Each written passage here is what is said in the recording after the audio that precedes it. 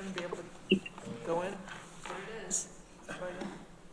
Thank you. Welcome, everybody. I'd like to call to order the meeting of the Tompkins County Industrial Development Agency for Wednesday, December 11th, 2024. And thanks to everybody who's come. We have a lot of public comment today, and we've gotten some written comments. I'm debating, because we have a full agenda, do we want to read the written ones into the record, or do we want to let the people speak? What's the will of the committee? I'd say let people speak and then send the written comments to the... Okay. In fact, we can make copies and hand them to everybody today. And I believe I've jumbled the order. I apologize if I try to take them as they're provided. But Monica Roth, you're on the top of the pile right now. Yes. Thank you. I'm Monica Roth. I'm the president of the Friends of the Ithaca Farmers Market, and I'm here on their behalf as to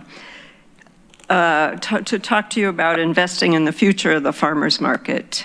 We, as you might know, you might have heard that we have received a large DOS, Local Waterfront Revitalization Grant, $3.6 million from the state. We're going to have a groundbreaking on Saturday. Some of the state representatives will be there at 1.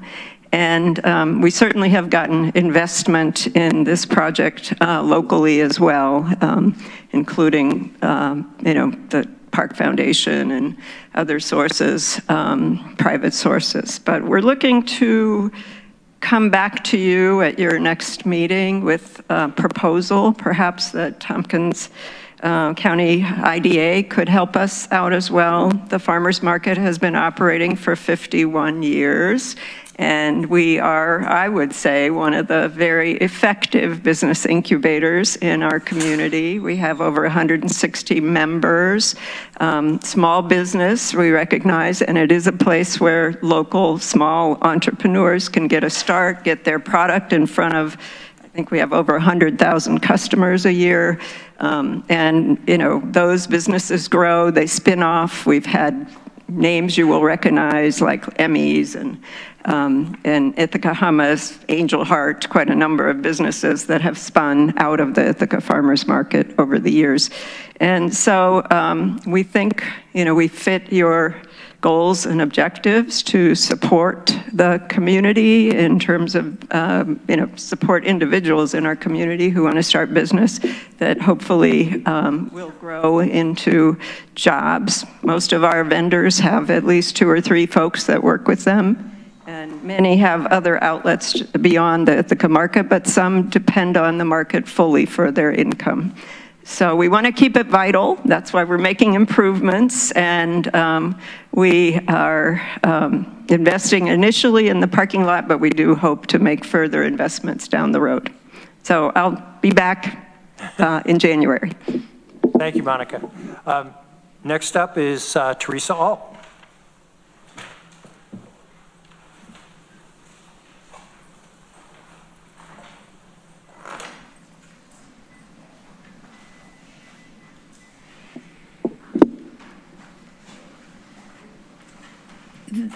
The IDA, and that's not you people, it's whoever was on the IDA 5 or 7 or so years ago, made a mistake.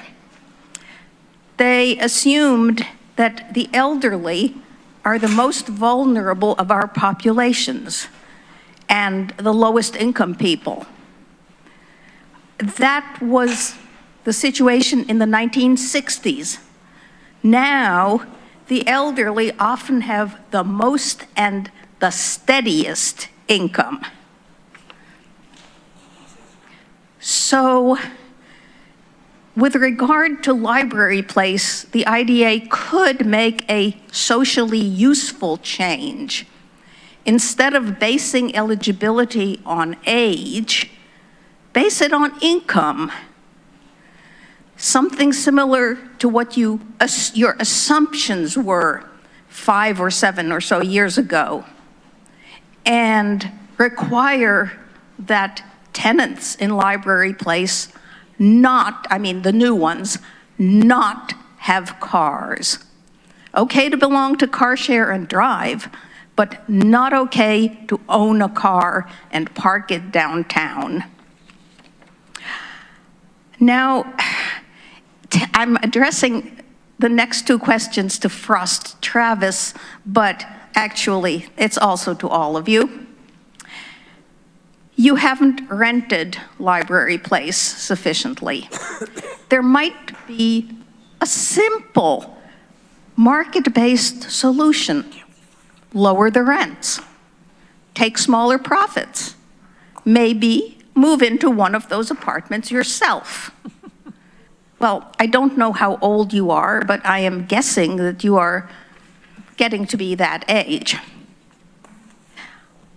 Back when you got your original abatements, you manipulated an impressive number of older people to come and testify about how wonderful it would be to have affordable senior housing downtown. I remember that meeting. Have you reached out to each of those people to find out whether they have actually rented with you? And if not, why not? Thank you, Teresa. Next up is Amanda Kirchkessner.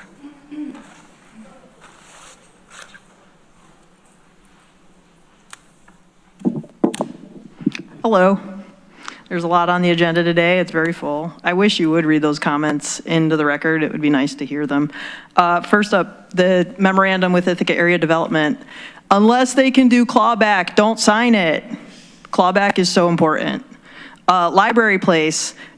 I can't imagine not wanting to live downtown. It's fucking terrifying, pardon my language. But I don't know if you've been in the Asteria building lately. I've been in there a lot. People are like, why are you going in there? If I need to get stabbed, shot, or hurt for you guys to care about the people who live there, so be it. But it received lots of tax abatements, and it's a very dangerous place to live. I've built a relationship with the manager recently. She seems like she knows what she's doing, but they need a lot of help. And again, if our taxes aren't actually helping them and our resources are strapped trying to deal with it, it's really hard to want to live downtown, Frost, if there's a bunch of criminals running around. The school board member, please, we've been begging for it for years. I'm so glad they've finally taken the initiative to ask for their rightful seat at the table. I don't know why they've had to ask. People on the outside have been advocating for this position since at least 2017. I know I was asking for it back then and will continue to do so. TET Medical, for 72 grand, if we can create 11 jobs over the next 5 years that pay $80,000, that seems like a good deal. But the Ithaca Area Development seems to have issues tracking the amount of jobs their projects actually create. So again, maybe another reason to reconsider signing a memorandum for them to continue doing the accounting. I'm sure I know a handful of retired finance people who would love to actually do clawback and help manage public resources in a way that would benefit the people who live in this county. I'd be happy to give you a list. I know you all have my contact information. I share it with you routinely when I send you emails about other things. But God bless, Merry Christmas, Happy Holidays. You know I love you even if we don't agree on anything these days. But just know I'm gonna be out here doing what I'm doing because I do care so much about this community, and I pray that we can get our priorities in order to actually start addressing these underlying issues. Thank you. Thank you, Amanda. Next up, if I can read this right, Guillermo Metz. Did I get that right? You did, yeah. Sorry about the handwriting there. I just kind of want to introduce myself and say hi. So I am representing Cooperative Extension, Tompkins County, and specifically on some of the conversations you've been having and this, the process of the pilot, the solar siting pilot.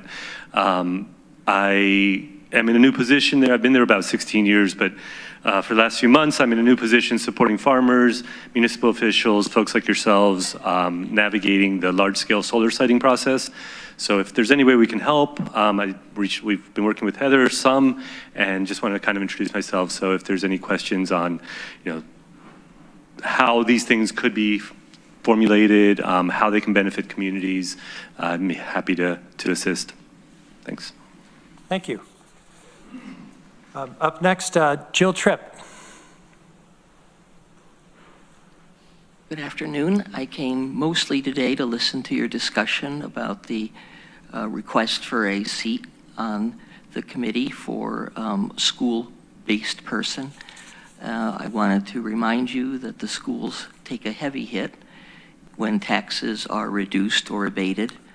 And Mr. John has graciously agreed to come and speak with a group of us tomorrow at the Finance Committee of the school board, and we look forward to that.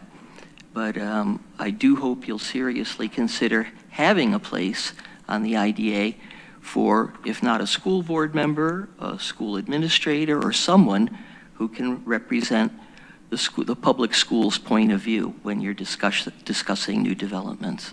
A long-time Ithaca resident. I am a retired school psychologist, and as a current member of the board, I'm speaking only for myself, but I can assure you that I have heard a lot of agreement with my position that there should be someone speaking for the public schools on this group. Thank you. Thank you. Next up, Amber Robson.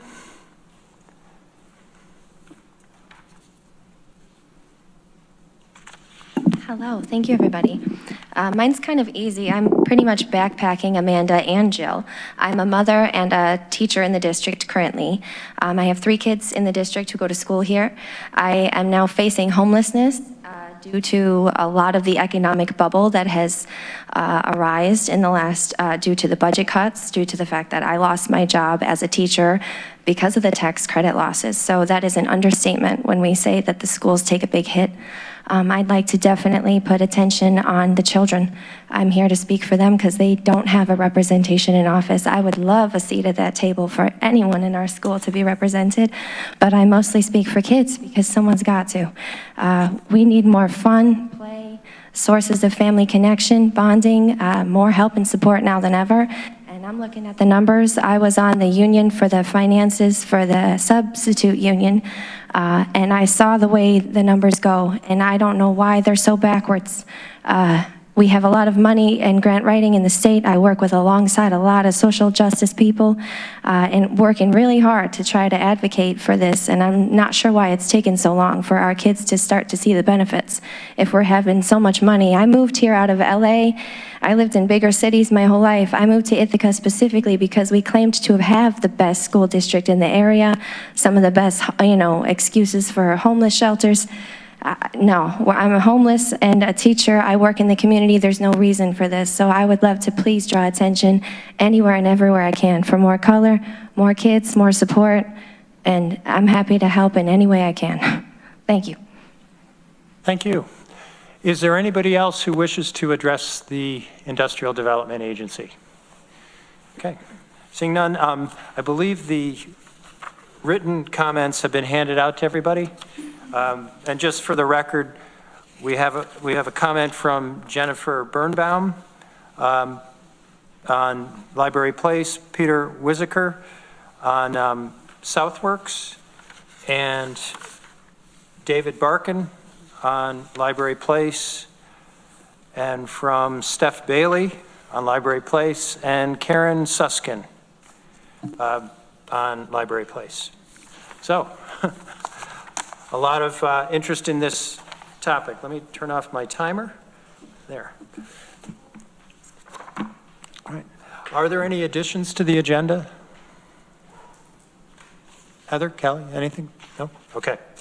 We can then proceed to business. Our first item is TET Medical, Inc., and their application for sales tax exemption. I believe we have a guest on Zoom. Yes, thank you. Can you hear me? Yes, we can. Welcome. All right. Terrific. Well, thank you for putting me on the agenda today. I'm David Fischel. I'm the CEO of TET Medical, and I was asked to provide some background on TET Medical and its future in Ithaca today. First, let me introduce myself. I'm a Cornell graduate with BS/MS PhD in applied physics and electrical engineering, but has a long history in connection to the university. In my early career at Bell Laboratories, I served as a recruiter for Cornell graduates in the 80s. Starting in the 90s, I served as chair of the advisory board for what is now the School of Biomedical Engineering, where I currently hold an appointment as an adjunct professor. I served on the Board of Trustees from 2008 to 2016, and then 5 years on the board of the medical school, and currently am trustee emeritus and a presidential counselor. In my long career in medical technologies, I have 25 years as a medtech CEO, founded more than 10 companies, and have more than 200 issued U.S. patents. In 2021, I supported Cornell by helping to look for medical technologies that needed TLC to achieve great value for the university and potential impact to the Ithaca area. The winner was what today is TET Medical, that has an amazing technology developed under an NIH Pioneer Award by my co-founders, Cornell professors Roy Cohen and Alex Travis. They figured out how to mimic nature and create molecular nanobots with 1,000 or more enzymes tethered to silicon nanoparticles with the active site facing outward, and the first application to become the world's first blood test for stroke. Why is this important? Today, when a patient with stroke symptoms is brought to the hospital, they take blood for standard testing and do a CAT scan to see if there's bleeding in the brain, called a hemorrhagic stroke. But 87% of the time, the CAT scan is negative for bleeding, and the doctor has to decide what to do based on symptoms alone, as there is no blood test to help. This is very hard, and today, stroke is the #1 misdiagnosis causing harm in the United States. Heart attacks today have a biomarker called troponin that's highly sensitive to damage in the heart, and with a more than $500 million annual market with multiple competitors. The number of stroke patients today is about the same as those for heart attack, so a troponin for the brain that could help stroke patients quickly be identified could have an addressable market approaching $1 billion a year. My co-founders ran 2 pilot studies. A first study showing near-perfect ability to not miss brain injury, including strokes, and a second in mixed martial arts fighters, where one could correlate our test results with the number of times the fighter was hit in the head during a 15-minute fight. The company has just moved into a facility at 22 Thornwood Drive out by the airport with a clean room for production, where we plan to manufacture the tests and support the R&D for the first product, which is the stroke test, but we have a number of others that our platform will allow over the next 5 to 10 years. We've grown from 0 employees to 9 employees already this year, with more to come. While we've raised $4 million from investors and have about $2 million in existing grants, a lot of that has been used up already. And we will be raising additional money and getting additional grants in the future. But to bring a medical product to market with the people we plan to hire is expensive, and everything helps. Hence, we would like to be considered for a New York State tax exemption. And I'm happy to answer any questions that you might have. Deborah. Thank you, Dr. Fischel. Quick question about your employees. You mentioned that you'd already hired 9 people? Yeah. Okay. Yes. In your application, it says that you would be creating 11 new jobs. Is that over and above the 9 you already have? Yeah, over the next 3 years, I think I was asked. Yes. Okay. That would be a target. And could you also enlighten us as to the annual salary range for your clerical position, which is not specified in your application? We don't have any clerical people at this point. But my guess, it certainly will be in excess of minimum wage. My guess is probably in the $20 to $25 an hour range. Thank you. Other questions? Heather. So just to give an overview of what you have in your packet, there are full application, community benefit memo, and a resolution, should you so choose to approve that today. The sales tax incentive is less than $100,000. By law, the IDA does not need to hold a public hearing. Okay.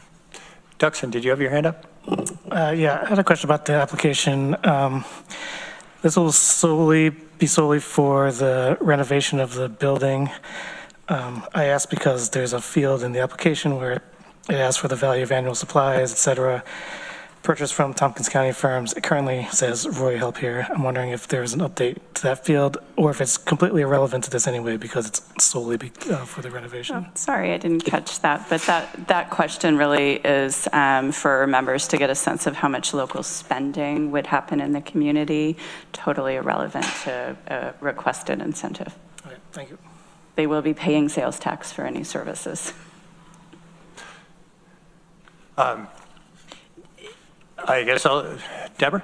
Yeah, just want to be clear. Is there a time limit on this sales tax exemption, or is there a way that we know which purchases are actually subject to the exemption?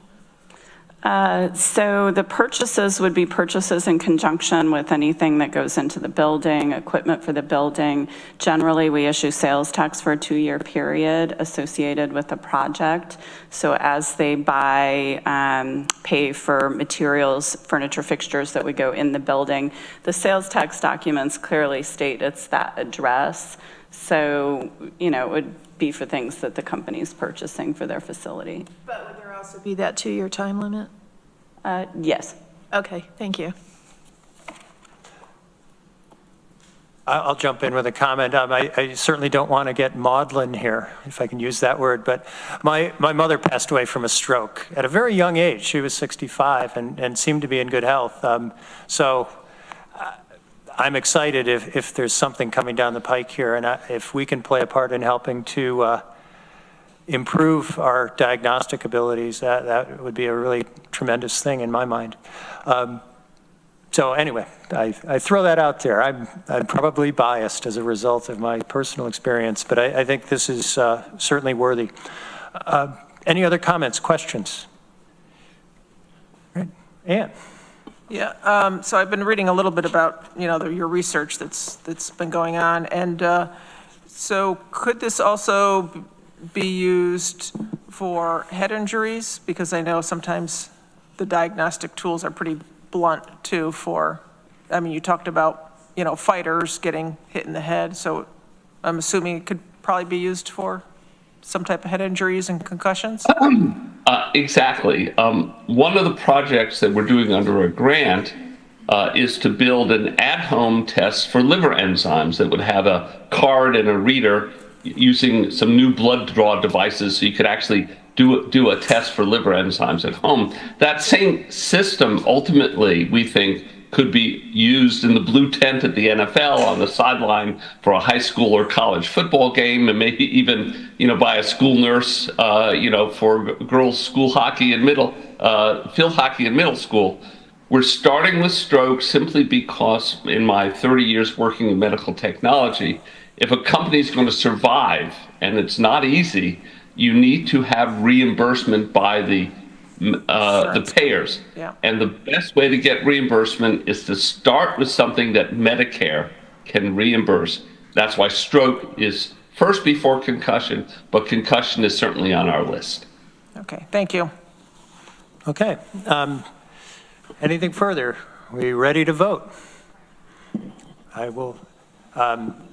Before we vote, I just wanted to indicate on the record that I spoke to Todd Brewer earlier. He had an unavoidable conflict and is unable to be with us today, but so that's he's excused. Deborah. Yeah, I just wanted to vote to put this on the floor. I don't think we Oh, moved right, it. we need a, thank you for moving it, Deborah. I'll second that. Thank Ina, she And whispered second. in my ear. Yeah, somebody, we nudged at the right time. Oh, yeah, Robert's rules. So we have a mover and a seconder. I think we've had our discussion. Duxon, Yes. Deborah, Yes. Jerry, Yes. Jeff, Yes. Ann, Yes. and the chair votes yes. So that's unanimous. And Doctor, Thank you. thank you for coming and sharing with us. My pleasure. Have a good day. You too. Next up, we have a request from the Library Place, and I believe we have a representative with us today, Frost, if you'd like to come up. Hey, Rich, just to put it in the record, I got to step away for a conflict. Okay.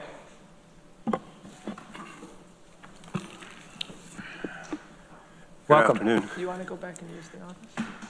There's certainly been quite a bit of comment. I don't know if you wanted to respond to any of that, or? Sure. I think, a lot of the comment has been negative, and I think that it's because a lot of the commenters don't have the full context of the project. As I believe I mentioned last month in my presentation, it would be simple to lower the rent, but then I'd be in default of my debt service covenants. I'd be defaulting on the loan because I wouldn't have the adequate coverage. It's not about maximizing profits by any stretch. It would be much easier to rent if I could lower the rent.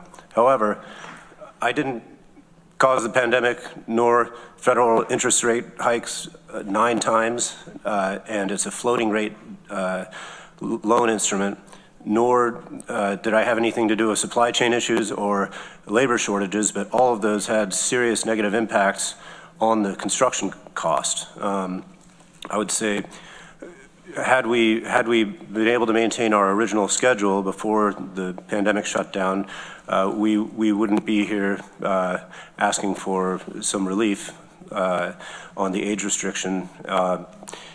But that's the financial reality of the project right now. So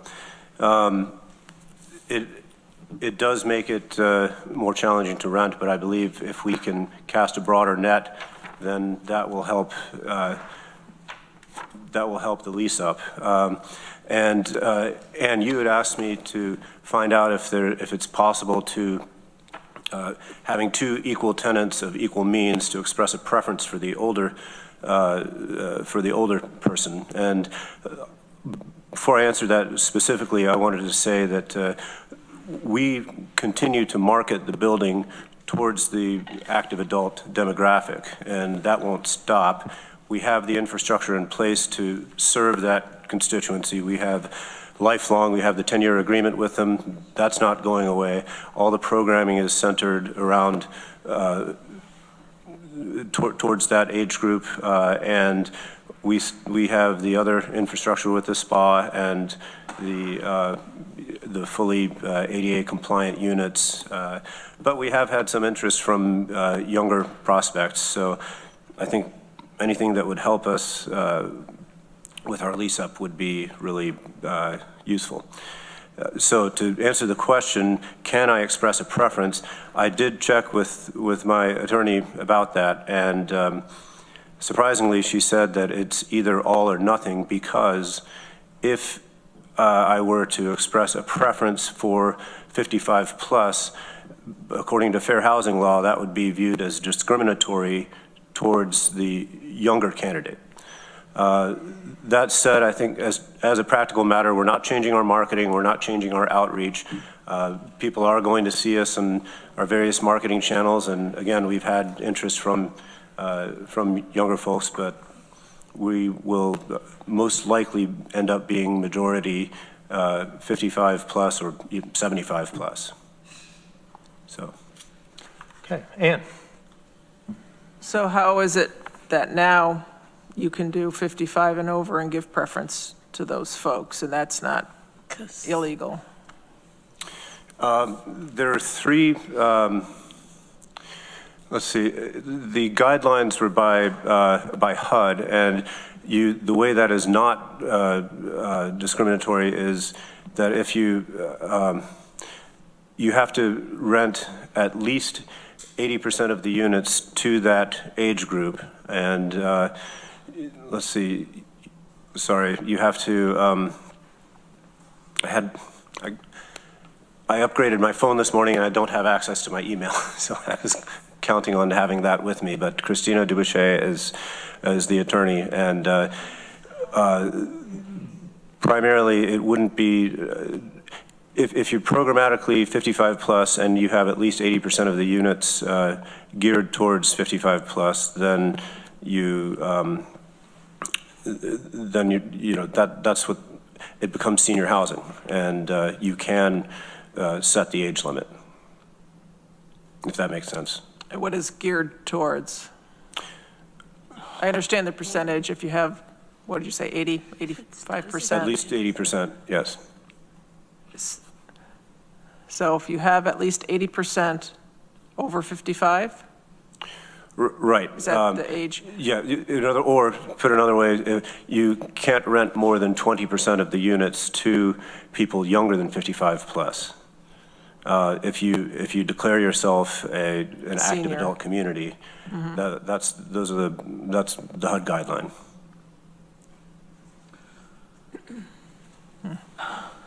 Anybody else have comment? Deborah. Oh, I have lots of comments.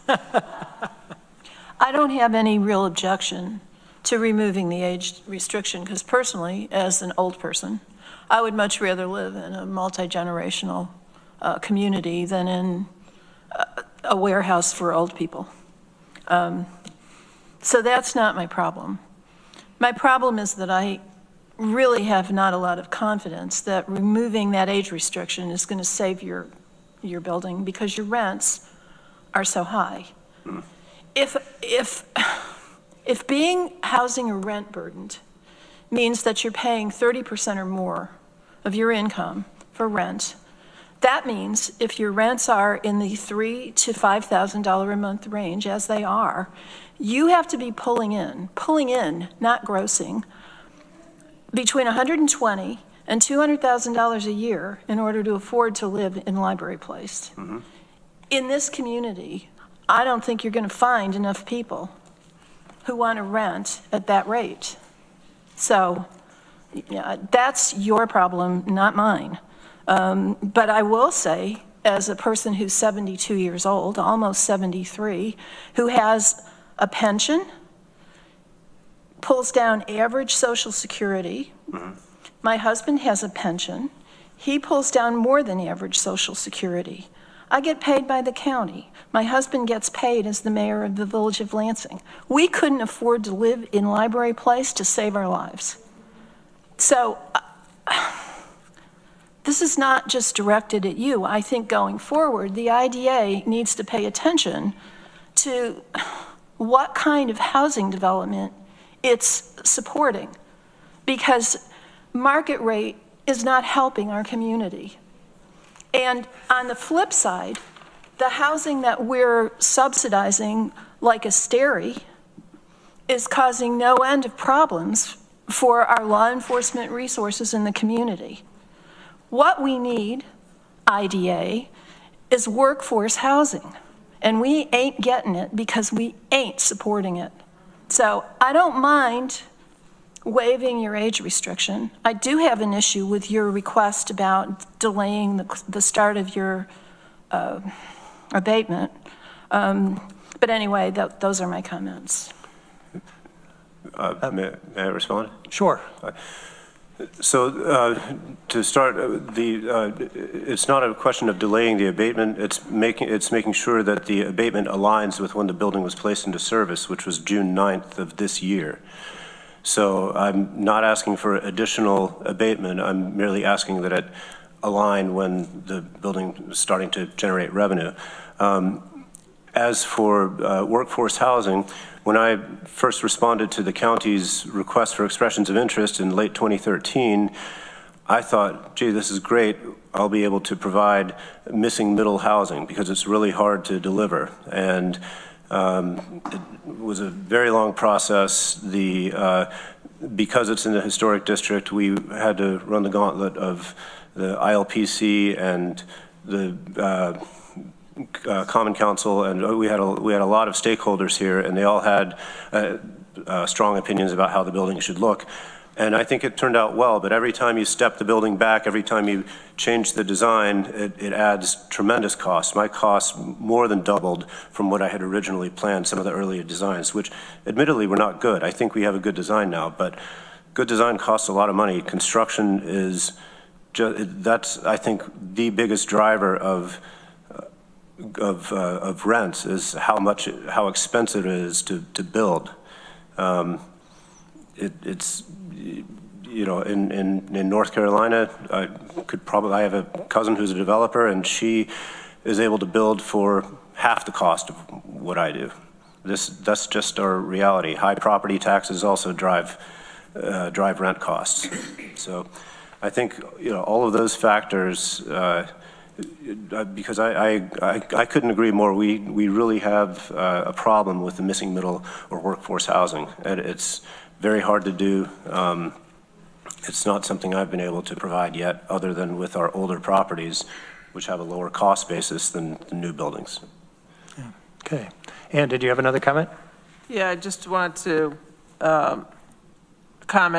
add to the workforce housing comments that we're not getting projects before us at the IDA. There's lots of reasons for that. And you said about the costs, and it's been exorbitant, and particularly, you know, this development going through the period of COVID and the high interest rates and all kinds of things. You know, the development costs because of materials and labor, which for a while labor was non-existent. So I know there's a lot of reasons for it. But getting back to the workforce, we're not getting them. There's a lot of reasons for it. Part of it is what we just talked about, and then another part is New York State and the federal government is not incentivizing it as much as they need to.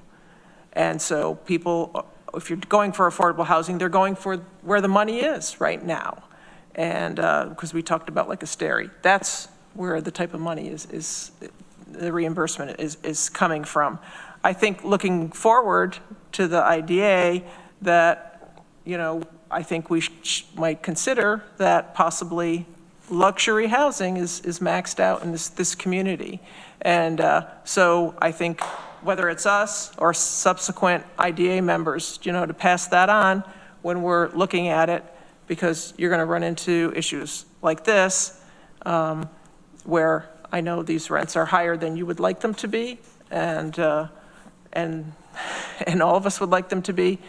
But if that's, you know, what you need to pay your bills, I understand that. But we need to, you know, look forward and talk to the state too about, you know, we're going to be having a presentation later about the community housing development funds.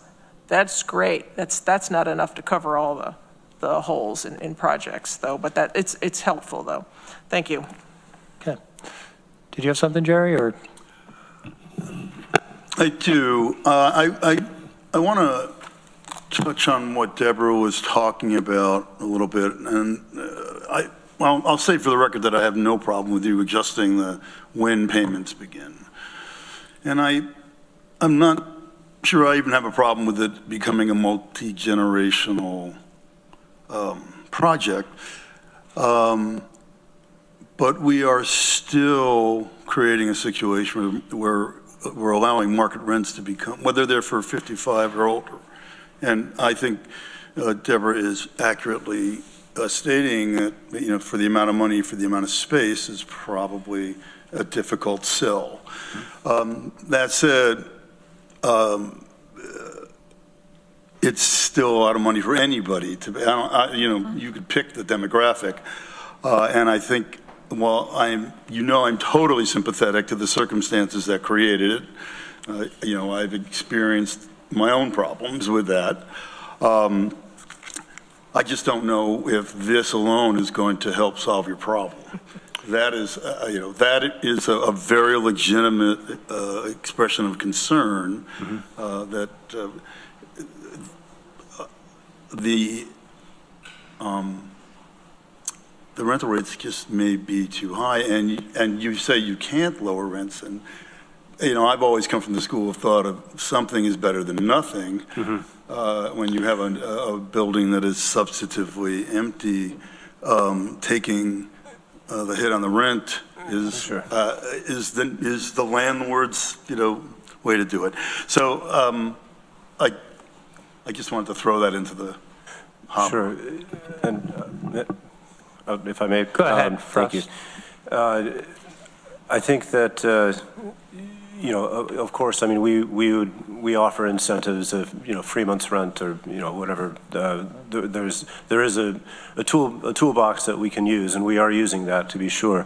But I also wanted to position what the original position of the building was, or what we considered our competitive set, were other life care communities. Even though we're not life care, we're trying to mimic the availability of that. And I've said this before, but if you compare Longview, they're good. It depends on the unit, but 10 to 15% higher for just fully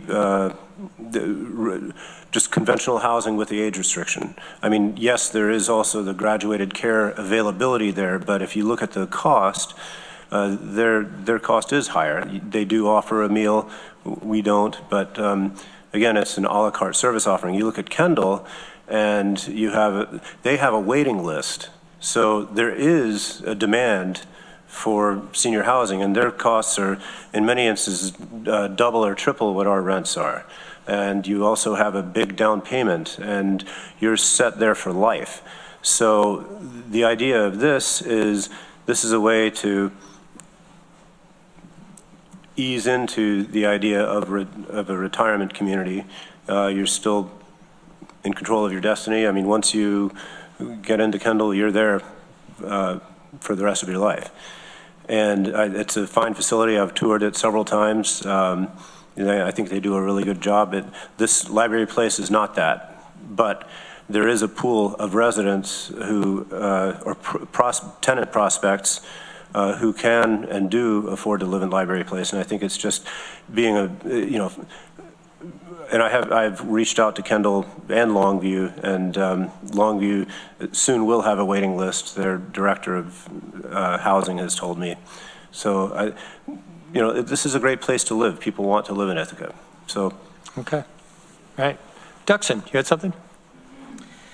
I just wanted to briefly push back on, maybe not push back, but talk about Asteri.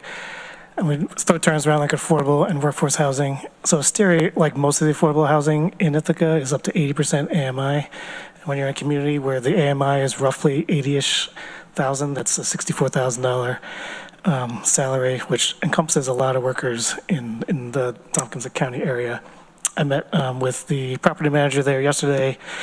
They're 89% leased up, so 160 out of the 180 units are leased. It's 89%. And she just gave us one example. There are 15 Cornell employees who live there and can take the bus. They don't own cars. So there is already a significant workforce housing component in our broader affordable housing strategy. On Library Place, I live a block away from Library Place. I want it to be successful. I want it to be full of people. I want the Rook to do well. But, there is, as some of our commenters have pointed out, there is an inherent risk in development that, agencies like the IDA try to mitigate. And the IDA and the county did its job at the beginning of the project in offering support. And there are a bunch of random risks that happen that today's IDA doesn't necessarily, in my opinion, have to be accountable for. That said, one of the commenters, and I've been mulling this over too, offered a potential path forward, and I'd be amenable to, and I'd like to move, that we grant these two requests if we apply the existing workforce housing policy amended as of 2023 last year to be $5,500 per unit. If we're going to bump up the time frame and amend the terms of the agreement, I'd be amenable to that, assuming we apply the policies that we have in place today.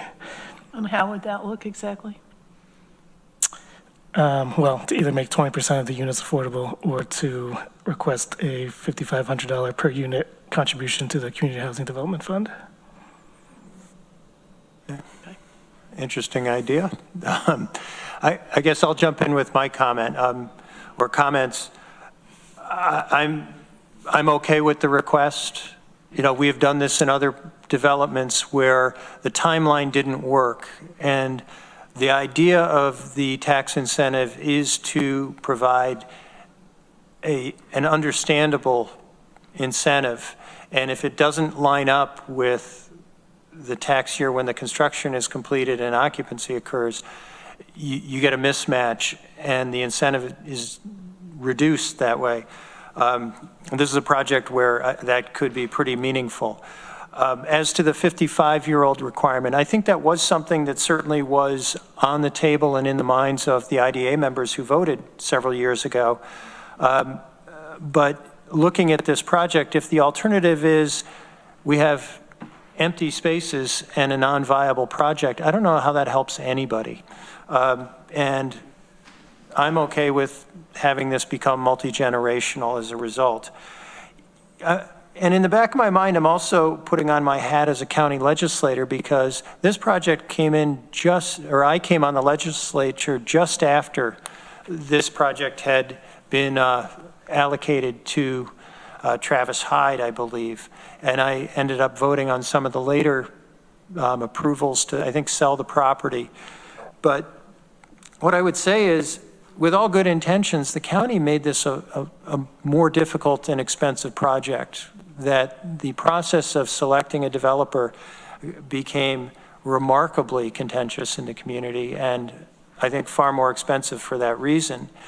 I then watched the process for the approvals through the city of Ithaca and was impressed with how difficult that was. I think you made 8 trips to the city. That's right. And that is not how government should work. You know, certainly, you know, I spoke with your father about this project, and he said, well, the design did improve, and that's good. But still, if we want viable projects, we as government have to be responsible too, that we're making sure the process works. And I don't know that it worked very well for anybody here. And then you add in a pandemic and financial disruptions with the interest rates, the job market, construction costs, construction materials. You know, this is a perfect storm.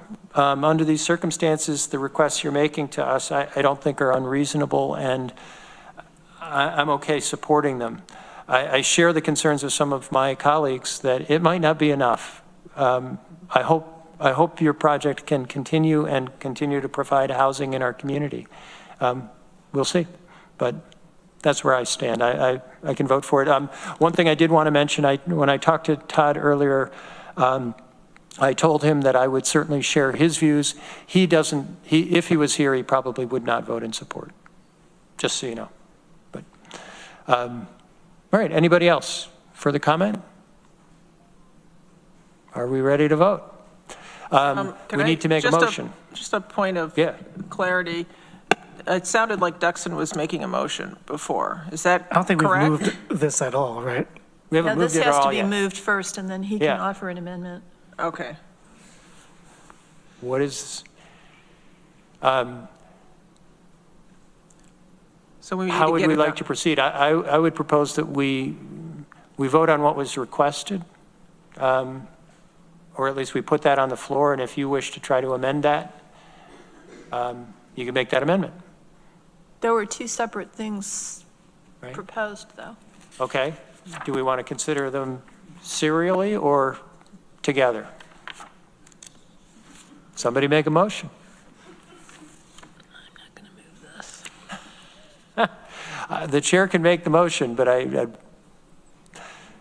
let's keep our meeting going. I'm going to move that we grant the request to align the incentive to the opening of the project as requested by the developer. Second? I'll second that. Okay. Discussion on the motion. Are we ready to vote? Sorry, yeah, I think I am going to make my motion to, We did separate them, though, so do you want to wait for the second part? I was going to move to combine them and then add the workforce housing component, but if that's not the correct way to do it, then. Well, I'm just thinking this is on the floor. I'm just guessing that this part will pass, and then whether the other part passes or not. Otherwise, if there was a no vote, it would be no on Well, your all of amendment it. could be to combine the two and then make it conditional on, That was my intention, yeah. yeah, you can do that. Okay. Yeah, I'd move to, I don't have the legal language for this as a not lawyer, but to combine the two requests, to grant the two requests on the condition that we apply the existing workforce housing policy. All right, why don't That we, currently exists. Yes. why don't we take that as the main motion and I'll withdraw mine, if that's friendly to the seconder, Ann. I'll second that. Okay. All right, so Duxon has moved, Deborah has seconded, and it would be to approve the two requests with the application of the current workforce housing, or not work, what was, The workforce housing policy. workforce housing policy, okay. Payments. Just for information, how much would that be? Is 68 units? 66 units. So that would be a little more than $330,000.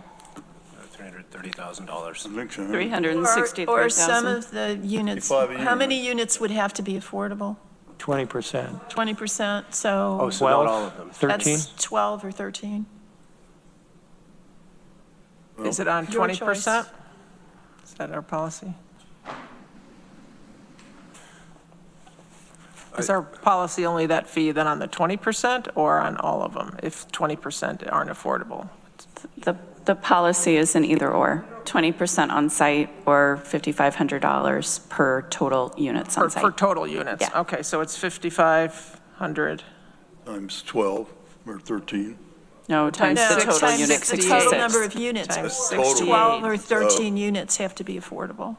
If I could ask a question, Frost, and I know you're trying to do this on the fly, but if you took 20% of your units and made them affordable, so you had to reduce the rent on those 20%, what would that do to your covenants with your banker?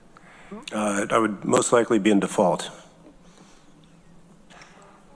Okay. Well, I guess my comment on that is I don't think we're trying to create a default here, are we?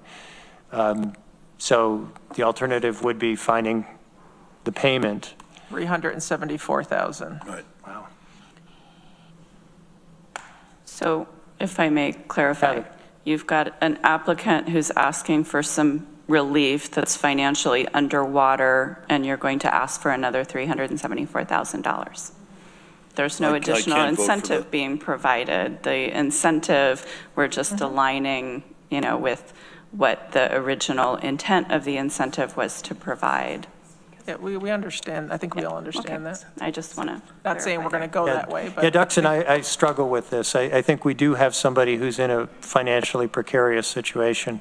I understand the intent, but I'm not sure we would end up with a viable project in our community. I think we'd have something, probably a bankruptcy. But isn't the realignment and the population change, aren't they both incentives? I don't know if it equals out. That's something for the applicant to weigh in on as well.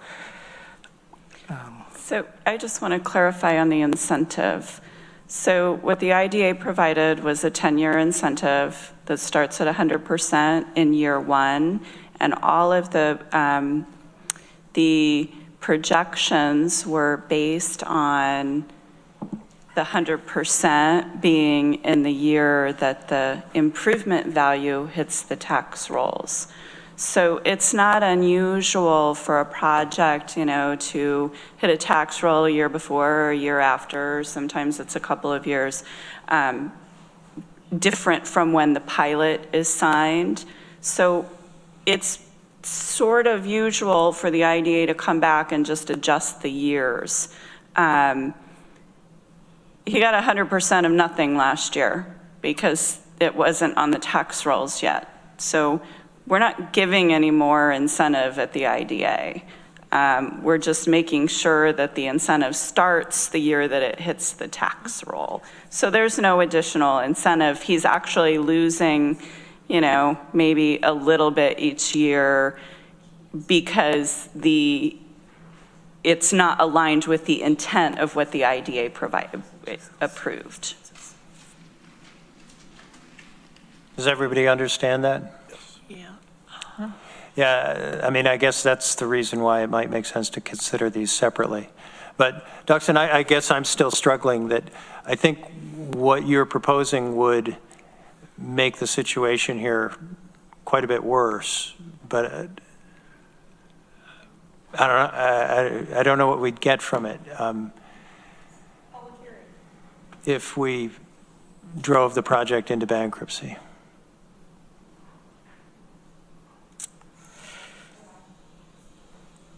Yeah, I understand. I don't want the project to fail either. I think what I'm just trying to address is the community's feelings of unfairness towards, or the general sense that a developer takes on a lot of risk when they propose and proceed with something, and that the community is not responsible for that. I'd ask that the public, you gotta let us have the meeting here. Yeah. Jerry, did you have something? I appreciate, I understand what you're trying to do, Duxon, I do. And I think I've already made it clear how I feel relative to both what I think is going on in this community just in general with rents, okay? I feel as if Frost came with a particular request for two particular things. And I haven't been on this board long enough to understand whether we even have the purview to make, which this is a city, I think that is a city policy that is, that where you have to pay into the fund to create. No, that's ours. No, that's ours. That's ours. Is that an IDA policy? Yeah. Yeah. Yeah. So it's. But it did not apply at the time, this project. It was in a different form.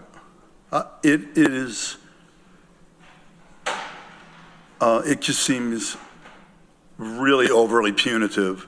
The market is speaking to Frost already, and I feel like doing something like that is just going to pile on and make it that much worse. I can't vote for that. I mean, that's what the market does. If he can fill the place up at $5,500 a pop or $3,500 a pop, but if he can't, that's. Well, and the offering here is a bit different in that it is directed towards a lot of supportive services.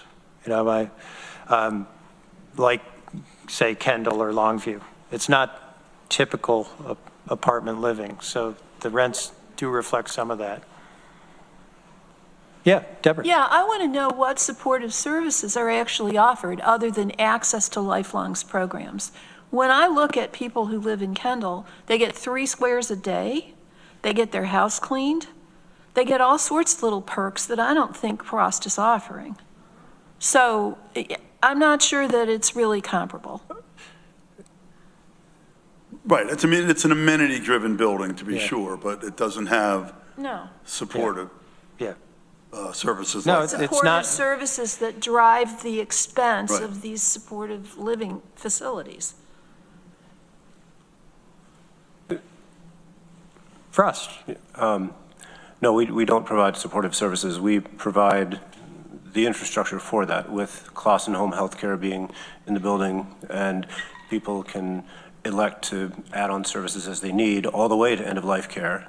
So it's definitely not Kendall. It's and the rents. I think our lowest rent is $25.48. So That's for a smaller one-bedroom unit. And that's within the, that is market rate. And no, lifelong is not supportive service, but it's certainly quality of life for residents. Yeah. No, and I wasn't saying they were equivalent, but it's not as if it's just a regular apartment building where you just get an apartment. There's all these other services that are aligned. Yeah. Ann? Yeah, I also wouldn't vote for the amendment. I guess that's what we're talking about right now, is on the table, so I won't go into any more detail, but I would not be inclined to, as same Well, we reasons. could just vote and find out how we'd all vote. So Yeah, I guess we could do another that. novel idea. Vote on the amendment. Are we ready to vote on the amendment? I'll call the roll. Duxon? Yes. Deborah? Yes. Jerry? Yes. Ann? No. And no. I'm sorry, were we voting on Duxon's? Duxon's I vote amendment. No, sorry. Okay. No, I apologize. Are you voting, Jeff, or just watching? No, he can't. You can't vote. Can't participate in the discussion, so you can't, he's not okay. here. Forgive me, tell him no. So we have 3-2. So that fails. It would need 4 anyway to pass, right? Yeah. Todd was here, right? Yeah. Oh, Okay. it's based on All right, number of people. Yeah. And now parliamentarily, I've gotten a little bit lost. Now what's So on now the we're back to table the- is changing the start date. Changing the start date. We did Right. not combine them. Okay. How about we vote on that one? Yeah, Get that do we, one done. any further comment? Are we ready to vote? All right, so this is the motion to align the start date of the incentive with the opening of the building, so the incentive aligns the same way. Duxon? I mean, Heather's right. It is fairly routine, and so I'm okay with this one, but I will not be voting for the age amendment. Okay, well, we'll get there. We're Just explaining okay. myself. Okay. Are we ready to, Duxon, how do you vote? Yes. Deborah? And based on Heather's explanation, I vote yes. Jerry? Yes. Ann? Yes. And the chair votes yes. Okay. Do I have a motion to, this is to approve the request to raise the age to 55. Deborah moves. We have a second, so we can put it on the floor. Or, I'm sorry, allow rentals below 55. Yes. Deborah moves. Do we have a second? Yes. Jerry seconds. Okay. Further discussion. Well, Kelly, your comment was I stated it wrong. Yes? Yes. Okay. And can I just clarify, we need 4 votes for it to pass, right? Correct. 4 out of 7. Duxon? No. Oh, no. I thought you had comment. I was still checking if people, we've telegraphed. We know, you know. Just let me say there aren't that many rich people in Tompkins County, but okay. Rich old people. Okay. We are ready to vote then. Duxon, how do you vote? No. Deborah? Yes. Jerry? Yes. Ann? No. And the chair votes yes. That's 3-2. It does not pass. All right. So that's where we're at. Can Okay. I add something after the vote?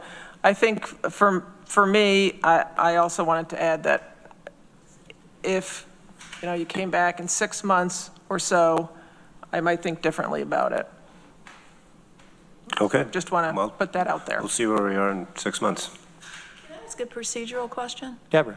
If we've got one person missing and one person conflicted out, do we still need a majority of the original board, or do we need? Yep. Okay. Still need 4. All right. Russ? Russ is nodding.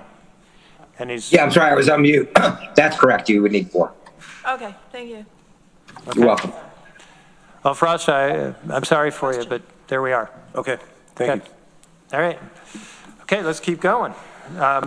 Next up is our solar policy, prime agricultural soils recommendation, and we are page 36 of our agenda. So this is the same memo and essentially the same policy as we discussed at last month's meeting. I did add one thing to the policy on page 38. The numbers, number 4, the TCIDA may waive the increased fees on actively farmed or prime farmland if 100% of the area is engaged in an agrivoltaics project. I added this as a result of discussion from last month's meeting about agrivoltaics. I will also add that I was invited to go and speak at the, have a great conversation actually with the Ag and Farmland Protection Board. Guillermo was there. He spoke earlier today about protecting farmland and how we can mutually work together. They're really interested in agrivoltaics and ways to support agrivoltaics. For anyone who's not familiar with that term, it's really about actively farming on the land where the solar panels are, whether it's sheep grazing or alfalfa, or they had all kinds of other fun examples, have offered to provide some sort of guidance that we could provide with our solar policy around agrivoltaics and how to develop agrivoltaic plans. A lot of the other discussion with the Ag and Farmland Protection Board was really around what I would term land use controls, citing things that honestly happen before an IDA is asked to provide some financial incentive for a project. And I recommended really working with the towns and their land use controls and things like that. But I think some of the advice that they'd like to provide might be around some of the citing as well. And I would ask, if you wanted to consider adopting this policy today, I will continue to work with the Ag and Farmland Protection Board on a guidance document about agrivoltaics that we could certainly, provide to applicants and put on our website and distribute as well. Okay. Do we want to put this on the table? Deborah moves. Ann seconds. Okay. Deborah. Yeah, first of all, I want to thank you for this, Heather. This makes a great deal of sense to me, and I appreciate the work you did. I did have a question on page 38. Number 5 says, in no event shall the increase in pilot amount in year 1 exceed 60%. I want to be sure I understand. So the difference between what the owner would have paid if it was used for farming or was just sitting there in year 0, when we add the pilot in year 1, that increase can't be more than 60%. Is that what you? Oh, no, I'm sorry. The base for a pilot is $4,200 a megawatt. And so then if it's actively farmed land, the payment would increase 30% from that base 4,200. Right.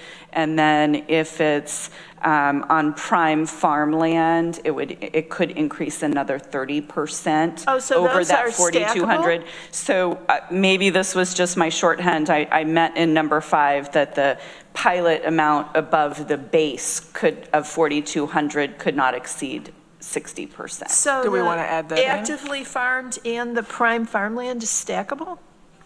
Yes, that was my intention, to have it be stackable. Wow. And one of the examples that I looked at, I think there's 2 IDAs that are providing some sort of disincentive for ag and farmland.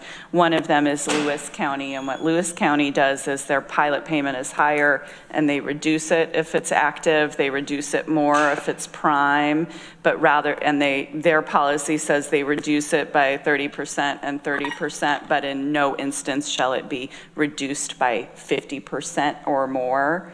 So I sort of took that language, but what I did is I kept our base at $4,200 a megawatt because that's essentially what they would be paying if they weren't on a pilot, and then I sort of increased it if it's on prime farmland to act as a disincentive. Right. Am I making sense? Yeah. Probably adding more detail than you wanted. So basically, it's like it could be 60% if it's actively farmed prime farmland. Yes, so 60% more than that base 4,200, not what they would have been paying if it weren't under a pilot. Yeah. 6720. Yes. So I think one concern that I do have about this is the consideration that one of the disincentives for developing solar is access to the grid. And access to the grid generally means access to farm-to-market roads.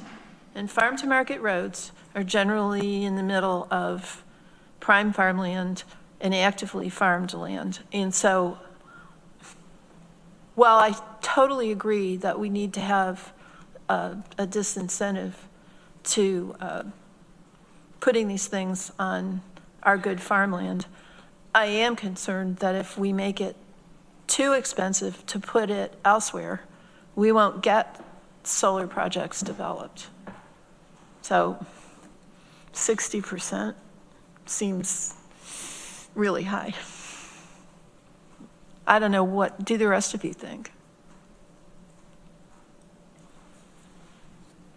I want to make sure, could you explain that stackable thing again? Just so Sure. I want to make sure I understand it. So if it's actively farmed land, yes, it would increase by 30% over the base.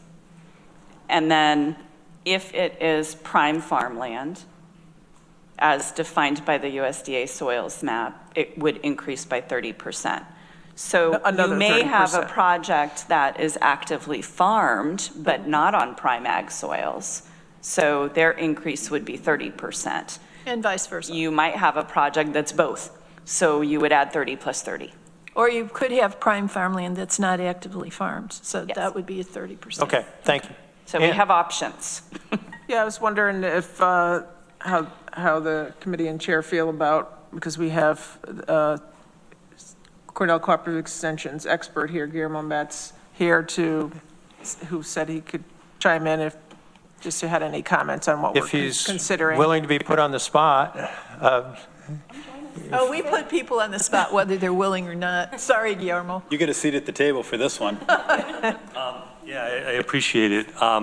I really apologize. I have to run in about 10 minutes. My daughter has a medical appointment I should have mentioned earlier, but I will try to assist any way I can. So the one thing I'll clarify is Lewis County goes 30 plus 30 for a cap of 40%, not 50. And they do de-escalate as opposed to escalating.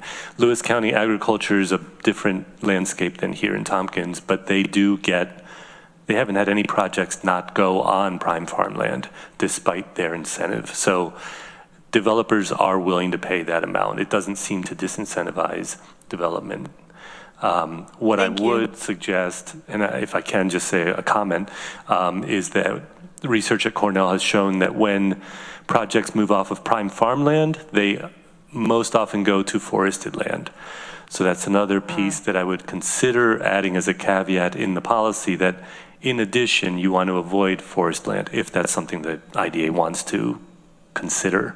Just be aware of that, rather than it going on marginal land or other, brownfields or something. It doesn't really go to those properties typically. Okay. Deborah.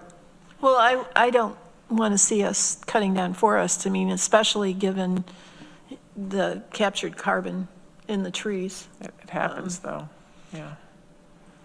How would we address that, yeah? Well, I mean, you could add something in here about not make it stackable. I mean, it wouldn't be stackable anyway because nobody farms in the woods.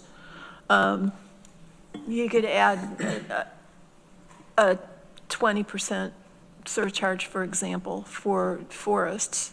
I do think the 60% seems really high. Do you want to propose a different percentage? I don't know, 40 or 50. Could I just ask a question, though,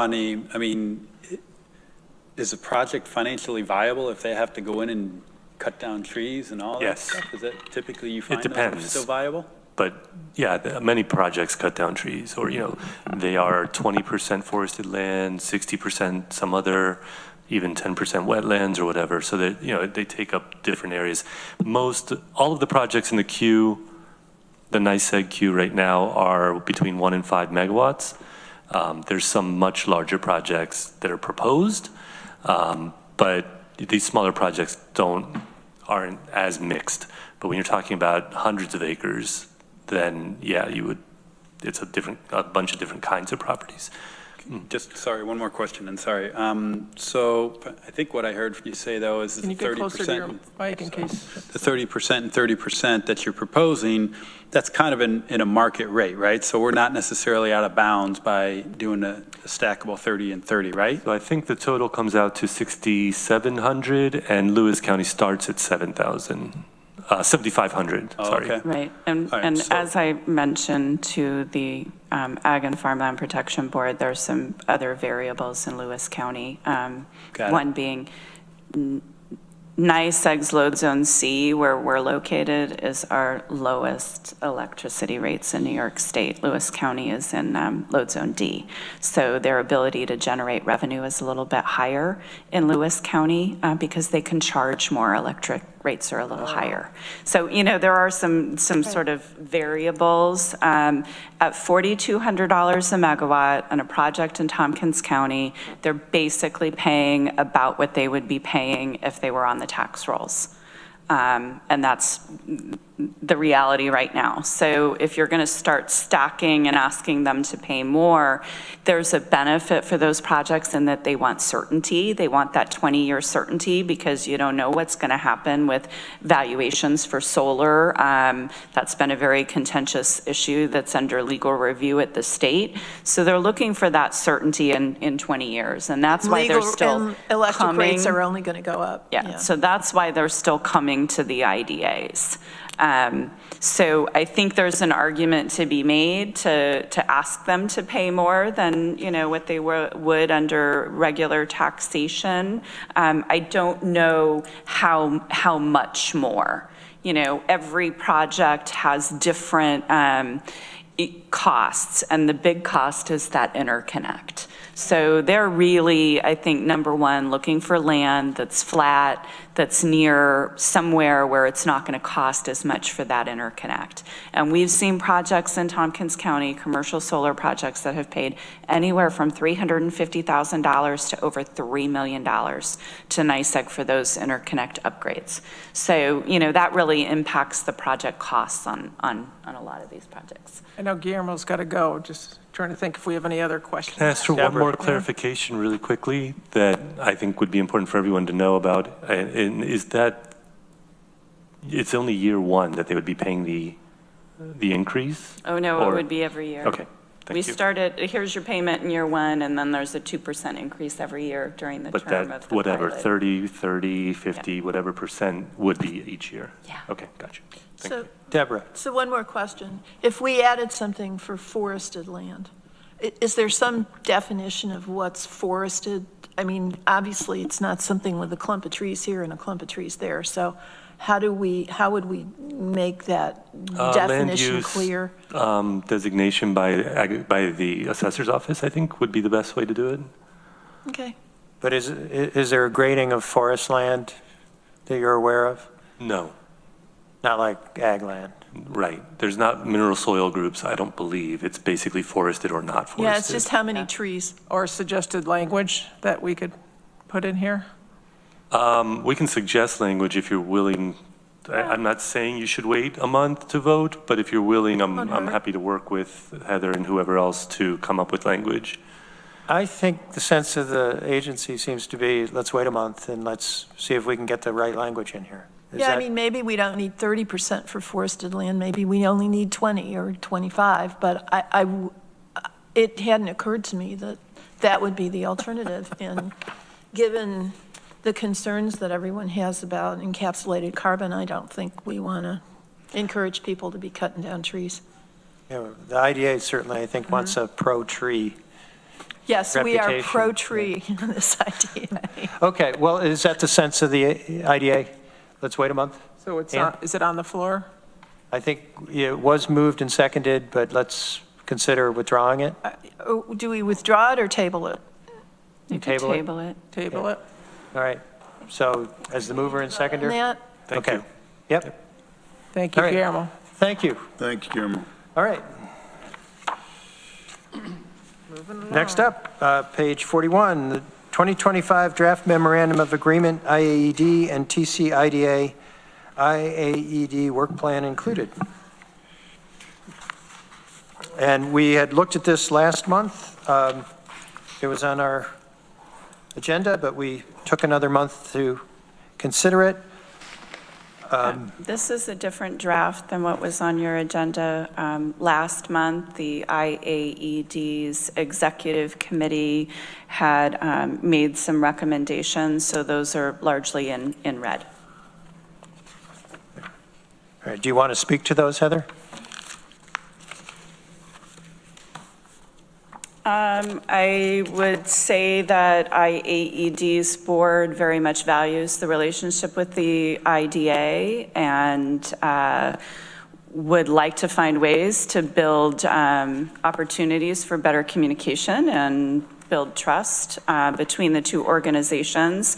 They felt it was important that there be a balance between the memorandum not only including a list of what IAED would provide, but also providing some expectations that the IDA would provide as well.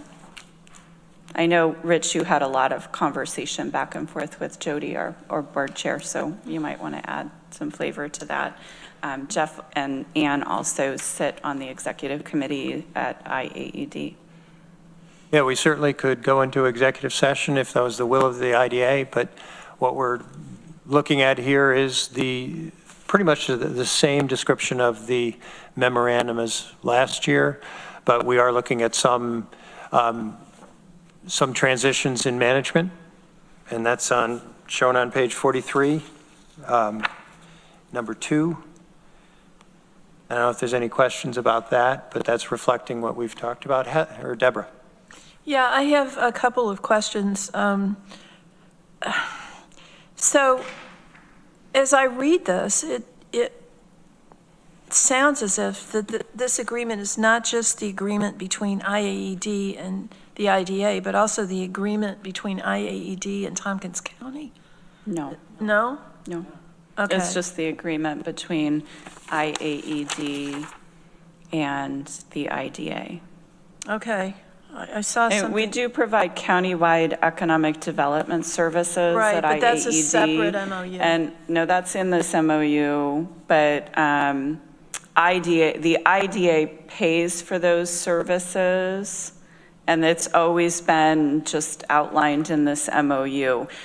As a reminder, what IDAs can do with their fund balance is pretty limited. The number one thing that IDAs generally do is support economic development, and IAED, for all practical purposes, is the county's economic development organization. So, but there's a separate agreement between there is not a separate. There's an agreement. Is a separate agreement. There's an agreement between IAED and the county Correct. for Yes. economic development services.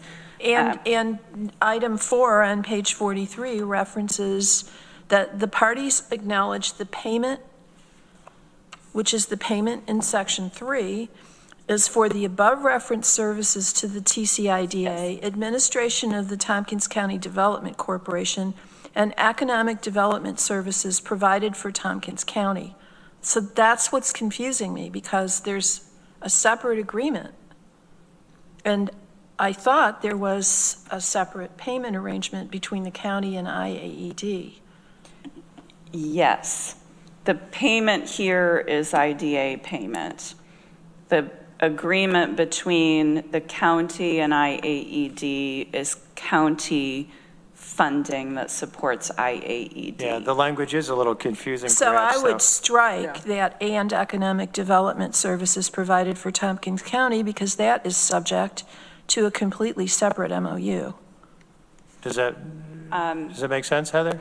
No, Okay. actually it doesn't, because then this MOU is just to provide economic development services for the IDA. The funding that comes from the IDA supports not only IAED providing administrative services to the IDA, but it supports our operating budget to provide countywide economic development services.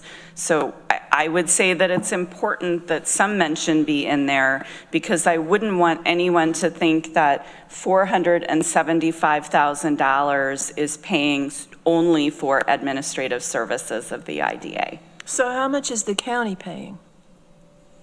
Is it 300 something this year? We had an OTR this year. Maybe around 350,000 this year. Maybe we could say, and contributing to economic development services provided for Tompkins County. Which I think would be adequate. Yeah, does that help, Deborah? That does help. I am somewhat concerned that I think some of my legislative colleagues think that the money that the county's paying IED directly is the sum total of what's being paid. No. I'm sorry. Ann? I never thought that myself. I mean, this contributes to economic development, but the IDA has always paid IAED. I know that we've always paid IAED, but I thought we were paying IAED for the IDA piece, for and the just the county was administration. paying for the economic development piece. Yeah, so no, it's been both contributing to economic development, and IDA also is in there paying for our administrative services. Yeah. And then there's a portion, we could go into your budget, but then there's a portion for the IAED that they also get, from other ways, from Currently, investors. And our budget at IAED, about 22% comes from the county, about 35% from investors, businesses that believe in our mission. We do get some rent from the Workforce Development Board, and then the remainder is the IDA. I recall attending a series of meetings last year. They were just Yes. fascinating about this sort of triangle of where the funding comes from. So yeah, this corresponds to that dim I recollection. attended those too, and I don't recall this piece, but okay. All right. Okay, and then I have another, Sure. I think in the interests of making clear the transitioning of the administrative director's duties, that paragraph 2 would more accurately read that Heather McDaniel and Kelly Bauda will serve jointly as administrative directors until June 30th, 2025, and Kelly Bauda will serve as the administrative director from July 1 onward. Does that make sense? Mm-hmm. Okay. I'm not sure how that's, okay. I didn't Yeah, because quite it get does say co-manage. Okay. So then would you strike that last sentence? Yeah, you could. Yeah, you could. Yeah.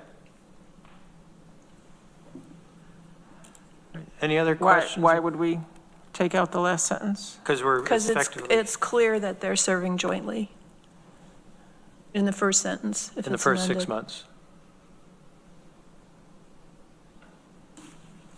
Okay. All right. I had a question about something else, but. Okay.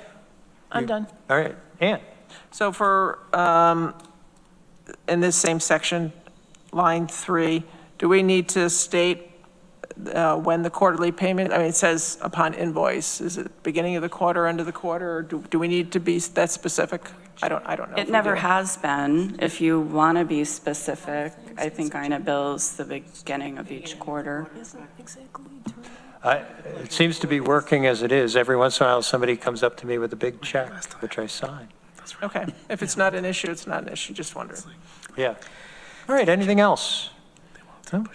Can you clarify if number 4 was modified? Yeah, we were going to say, and contributing to economic development services provided for Tompkins County. That's what it says. Oh, and contributing to. Thank you. Yes, that's the addition. And do we want to put titles in on the bottom, like Jody Lee Denman, who's the president of IA, or what is her chair, what's her role? Chair? Or do we, Rich John Chair for the, do we want to put these? Sure. Because just for. Sure. We know it now, but going forward, when these get, if these documents ever get archived over at the History Center or something like that, then we'll. Like anybody cares. Well, you'll. So I will change it to comma chair IAED board and comma chair Tompkins County IDA. And I Thank agree, you. I'm pretty forgettable. So yes, Well, soon I'll be. you might hear something about somebody be interested in those documents. That's, history matters. It's good. Any further comment? Jeff? So I think, can I move this then, subject to these changes we discussed? Yes, please. Okay. Do I have a second? Deborah seconds. Okay, any further comments? Are we ready to vote? Duxon? Yes. Deborah? Yes. Jerry? Yes. Jeff? Yes. Ann? Yes. And the chair votes yes. All right, that's good. And I would take this moment to say thank you for all of your work in 2024, and I look forward to 2025. Agreed. Good stuff. Okay. We have covered a lot of fairly wordy stuff, but we have ICSD School Board Representative Resolution discussion. And I would like us to talk about that in conjunction with the next item, proposed state legislation prohibiting IDAs from abating school taxes. And that's on page 55 through 57 of the packet. But I'd also mention, I sent an email out, I don't know if everybody saw it. I was going to attend the ICSD Finance Committee tomorrow night. They invited me to come talk to them about the IDA, and I agreed to do that. Kelly, I think you're planning to attend as well. Anybody else is welcome to go if you wanted to, but I just putting it out there that I think it's really healthy and good that we're having the dialogue. So we'll see where that goes. But So Rich, I would just note, I don't know if you saw your emails yet this afternoon, but me and you were on an email list from one of the Finance Committee members that asked some questions, so. You may okay, I just have wanna not make seen sure- that yet. I've been. Just want to make sure that they asked a lot of questions that probably aren't necessarily in our purview, but I would just make sure you take a look at that before you go. Before I walk into it. Yeah. Okay, good, good. Where would we like to begin with discussion? Why don't we, the first item was adding a school board representative. This has been proposed, and certainly it's been a long-term discussion at the state level. There was legislation passed by the legislature, to my knowledge, requiring a school board member on the IDA. I'm not sure the governor has signed that. Heather, has that happened? No, it has not been signed by the governor. It's been on her desk for several months. And just for those of you who don't follow Albany with the zeal that some others might, Or the lack of life. the legislature can pass laws, and the governor can just not act on them. And that happens in some instances, and that might be what's occurring here, but there is no deadline for the governor to sign other than the end of year running out. I was going to say the end of the year. Yeah. It's a December pocket 31st. veto. And so we don't know what's happening here, but it could be that the governor does sign a bunch of stuff right at the 11th hour. So we don't know. Plus, she may also sign it, I forget the term for it, but with amendments that are agreed upon with the legislature. So Yeah. New York State government just loves opaque. It's their favorite color, I think. But anyway, I'd invite discussion of how we could do this. We are at 7 members, so there would be a way to put a school board member on by displacing one of the current seats or taking one of the at-large seats and appointing somebody who's on a school board. We also have the issue of which school board, because there's several school boards in the county. Some overlap the county borders, which would create some interesting issues. I'm sure that you could still see that person as a representative generally of Tompkins County interests, but they also represent other interests too. So I don't know. Jeff? Rich, just for clarification, I know we've had several speakers talking about advocating to the IDA to put a school board member on. Can you clarify, this is not our decision, right? Is it the county chair decision? Well, I didn't really finish making my comments because we could try to change the number of seats. We could go to 8 or 9. I think we'd need New York State legislation to do that. But that might be one way through. Deborah. Yeah, it's good that you brought that up, Jeff. I do think that at the end of the day, it's really the county's decision and not this board's. And I know that there have been tentative discussions about this. And there seems to be an unwillingness among my legislative colleagues and legislative leadership to replace one of the currently constituted seats with a school board member. There's been discussion about adding, and Rich is correct. We would need Albany to expand our ability to do that. It is a home rule issue, I believe. So actually, they would have to vote, the whole legislature would have to vote and sign by the governor? It's not that complicated. I mean, a lot of times we've gotten additional home rule laws passed. What we really need is our assembly member and our state senator to push this. And generally, if they support it, the rest of the legislature goes along. It's not like everybody gets out there with 400 people in debates whether Tompkins County's IDA should be larger. We'd need to make what's called, I believe, a home rule request. Right, right.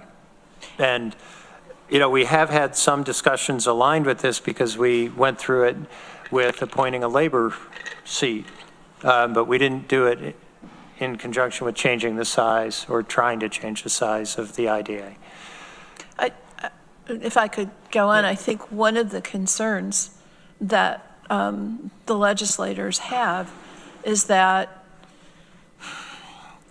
a school board representative would seem to be consistently incentivized to vote no on any project that involved increasing our stock of homes or apartments because of the burden that that would place on the school district and the amount of tax incentive that the school districts would be contributing. Although I think it's worth pointing out, again, for the umpteenth time, what I've learned from Heather beating it into me over the years, that our incentives do not cost the taxpayers money. It just delays the increase, the increase in the tax revenues that the taxing jurisdictions receive. Okay. Ann. Did I learn? Yeah. Yes. Do you want to recite the Marriott example? No. Ann.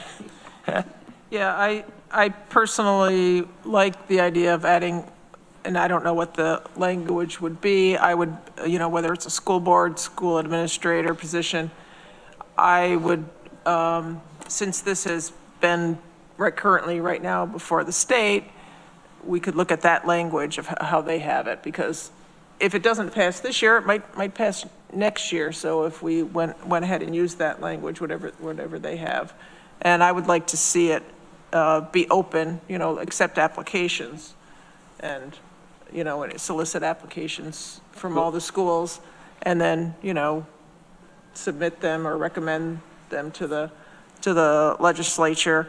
But also on that topic, I wanted to bring up something similar that I would like us.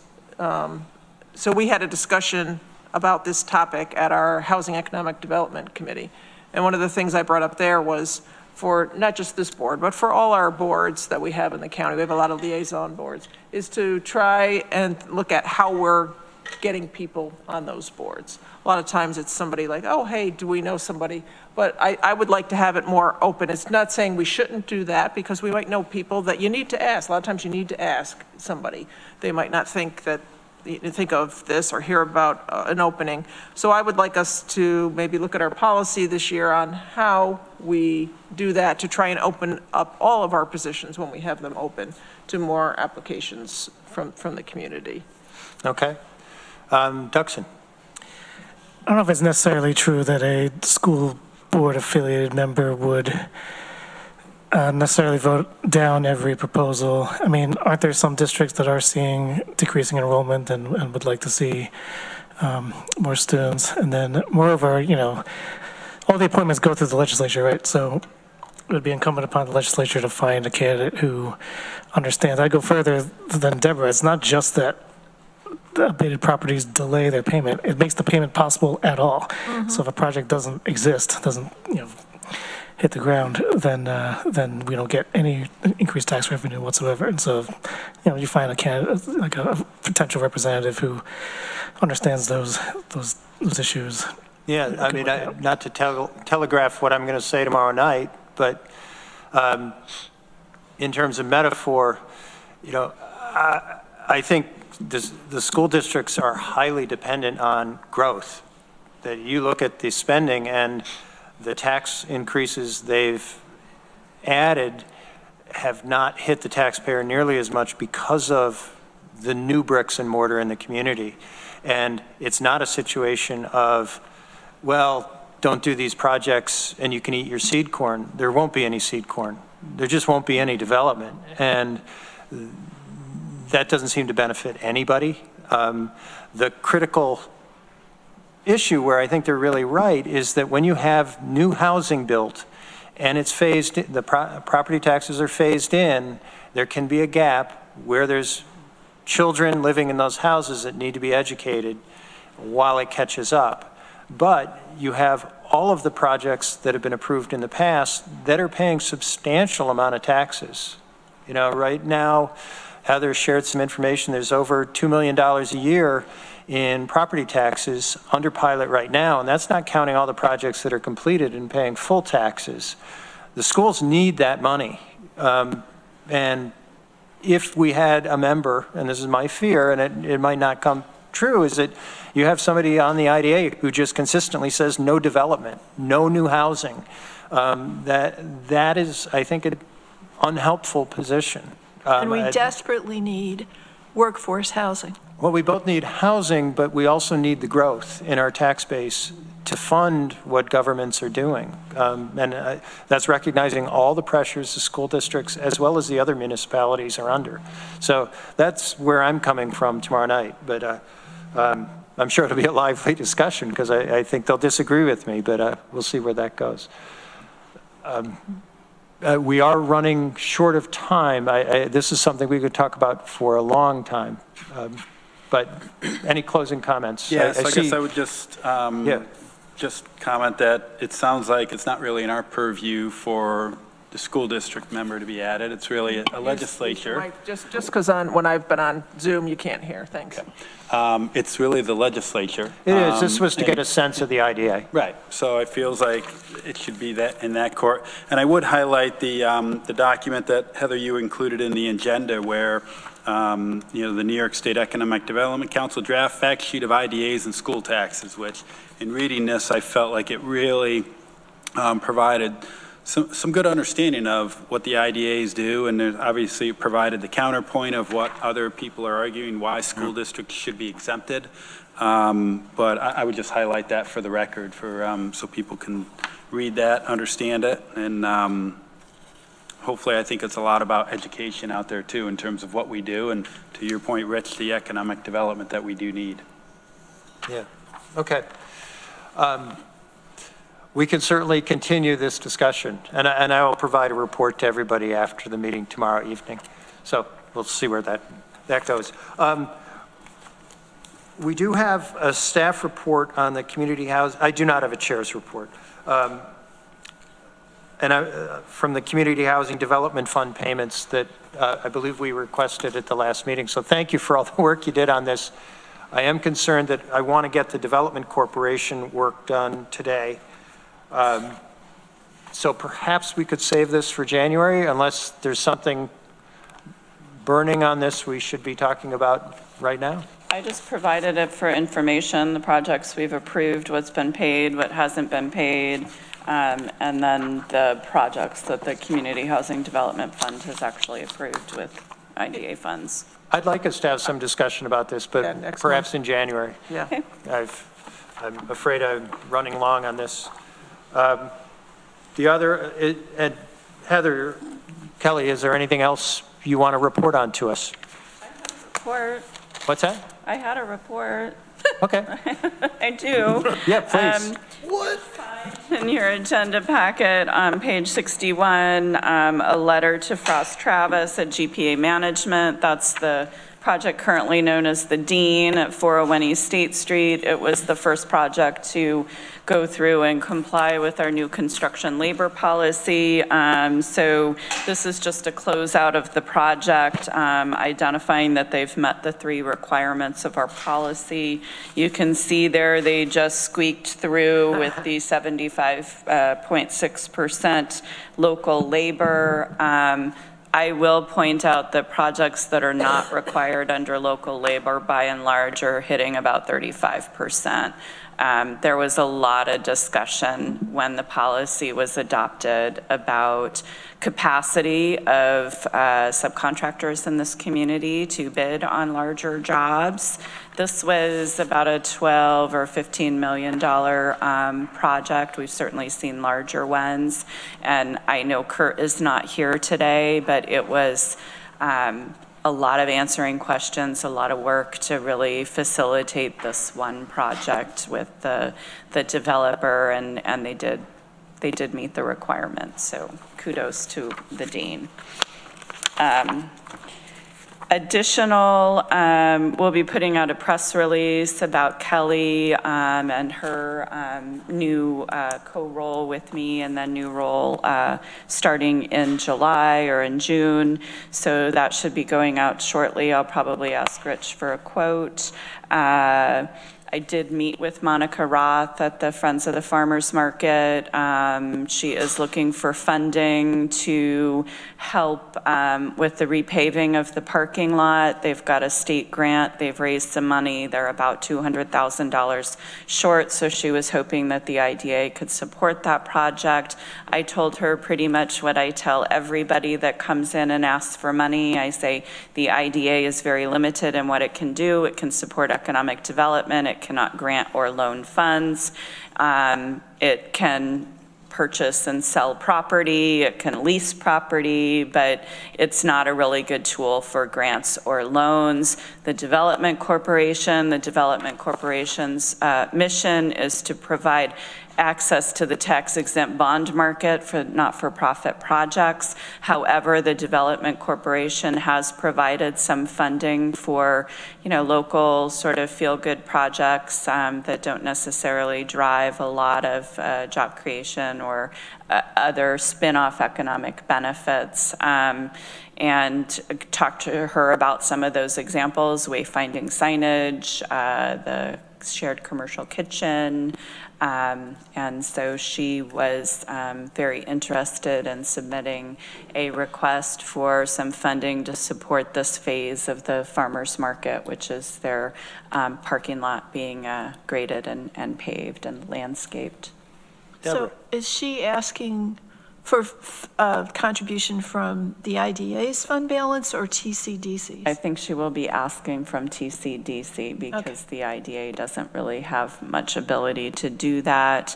I also tend to talk to applicants about, most IDAs support industrial research and development. It's sort of, in most communities, their bread and butter. They own land, they develop land, they sell land for, traded sector industries, because those are the industries that bring the need for all those other local services and quality of life things in the community. And it's not unusual. I think you've heard me say it here that I'd really like to see this community start doing more business expansion and some business attraction, which we've never really done.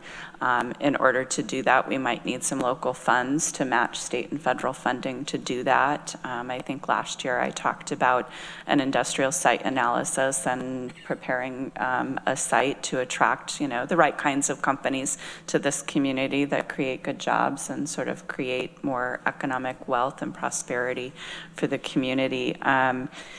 She will be coming in January with a request. My sense is it might be $50,000 or $100,000 for this board to consider, of course, the Development Corporation, based on the Development Corporation's fund balance.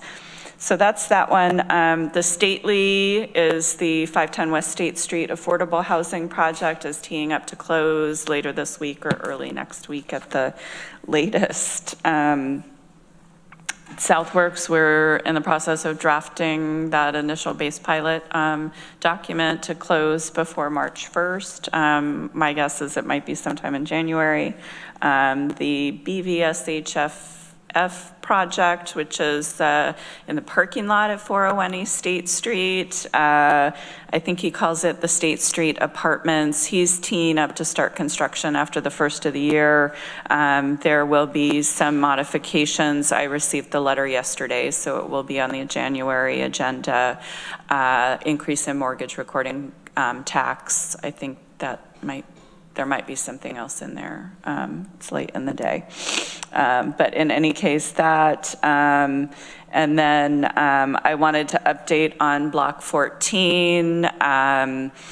They have hired Holt Architects and Joe Bose, who used to work at INHS, to help them do some community outreach and some planning around Block 14. We did issue the first check, $30,000, 1/3 of the $90,000 that was awarded over 120 days ago. The check has not been deposited. I was notified last week that it was lost, and so we're stopping payment and issuing a new check. Boy, this makes me really encouraged about the quality of management. They do have some really good consultants on board. I will say that. They need a mailbox is what they need. I don't know how much of that I should have shared, but I was a little shocked how one loses a check of that amount of money, but it happens. It absolutely does happen. If it were on my desk, I might lose it. So the good news really, I think, is that they're moving forward. We're getting another check issued, and my assumption is that will start to pay for those consultants. It will also pay for the second year of the option they have on those 3 houses on that block. So work is moving forward there. The shared commercial kitchen, right before Thanksgiving, we did receive all of their documentation showing their contingencies had been met, and requesting release of funds for that project. And we're just going through and making sure T's are crossed, I's are dotted, that the contingencies have been met, and should be communicating to them here in the next couple of days. Stately, Southworks.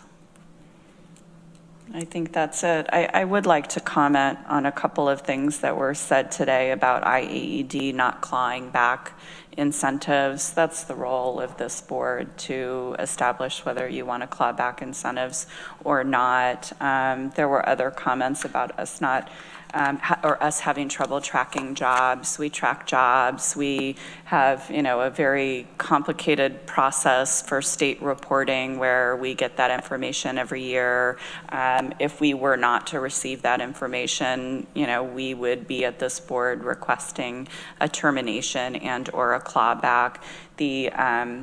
When we had a project that decided to close and move out of this community, this board approved a termination, a clawback, and IAED certainly within 30 days had received those funds and they were back to the taxing jurisdictions. That was Emerson Power Transmission, where we knew there was, the financial ability for them to pay. So I just, wanted to share some of that. I take it personally and feel a little bit attacked that I'm not doing my job. I am doing my job to the best of my ability and providing that data for the IDA to make those decisions on a project-by-project basis. You review the jobs report every year and certainly provide comment and can disagree and terminate and claw back incentives where appropriate. Because that's worked so well. Well, there has to be an ability to pay there. And then, many communities rely on a housing project to do a market analysis. This community and this IDA has not in the past, because we have a housing needs assessment that has clearly stated demand for units in excess of supply at all types, sizes, income levels, and seeing some of the changes in the market, I have already internally, staff have started talking about, the next market rate project that comes down to the IDA. It might make sense to ask for a market study to do that. The IDA certainly has the ability to do that. If there's some stagnation in the market and we're oversupplying, we certainly want to know that. So that might be something that we want to consider. There are lots of examples from all over the country of workforce housing being built, and it is being funded by local community governments, counties, towns. The states and the federal governments are not funding workforce housing, and it costs more to build than you can sell it for or rent it for. We've been talking about it in lots of places throughout this community, that Community Housing Development Fund.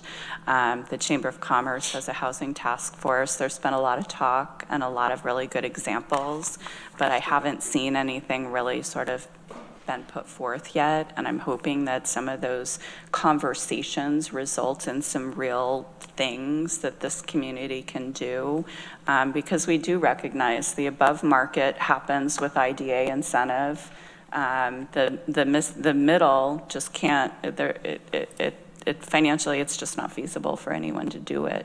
So I'm hopeful that there will be opportunities for many organizations in this community to work together to solve that, and maybe the IDA can be part of that solution at some point.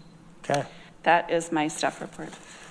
Well, a lot going on and some really exciting stuff. And I agree with you. It is hard to listen to people say bad things about us and about the work we do. But that's why we get paid the big bucks, Rich. Right.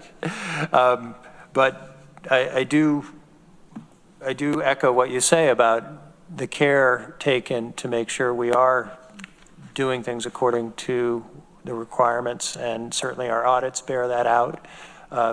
So anyway, and I apologize for pushing, but I do want to try to get us out on time, and we are running out of that. If I could indulge the IDA to stay a few minutes late, I'd like to make sure we get through the Development Corporation, but I will go at some speed here. We have minutes from November 13th, 2024. Deborah moves, Jeff seconds. Questions or comments on the minutes? Ready to vote? We can raise our hands if you want. Let's do a hand vote on this one. All those in favor? That's unanimous. Thank you. Any other business to come before the Industrial Development Agency? The Cayuga Medical Center? That's coming up on the Development Corporation. Oh, I'm sorry. We're still not. We are still in the IDA meeting. Okay. I would entertain a motion to adjourn. Jeff moves and seconds. All those in favor? We are adjourned. I'd like to call to order the meeting of the Tompkins County Development Corporation for Wednesday, December 11th, 2024. Welcome, everybody. We had privilege of the floor, but if there was anybody who wished to address the Development Corporation specifically, seeing none, any additions to the agenda? We have on page 2, Cayuga Medical Center at Ithaca, 2022 and 2024 bond affiliation consent authorizing resolution. Heather, do you want to speak to this? I can. This is just some modifications to the documents. Nothing has changed with the project. It's just a change in ownership at Cayuga Medical Center. They're affiliating themselves with Arnott Ogden. System. Thank you, Kelly. So just modifications to the documents. Okay. Questions or comments? Jeff? I'll move it. Okay. Second? And seconds? Discussion? No? We're good? All right. I am going to do this on a roll call vote. Okay. Duxon? Yes. Deborah? Yes. Jerry? Yes. Jeff? Yes. Ann? Yes. And the chair votes yes. Okay. Thank you. Next item is the 2025 Draft Memorandum of Agreement, IAED and TCDC, and this mirrors what we just discussed for the IDA, and this is for 2025. Could I get a motion to put it on the floor? Deborah moves. Jeff seconds. All right. Discussion, anybody? Any questions or comments? We know what we're voting on? All right. I will call the roll on this. Duxon? Yes. Deborah? Yes. Jerry? Yes. Jeff? Yes. Ann? Yes. And the chair votes yes. Okay. I do not have a chair's report. Is there any staff report for the Development Corporation?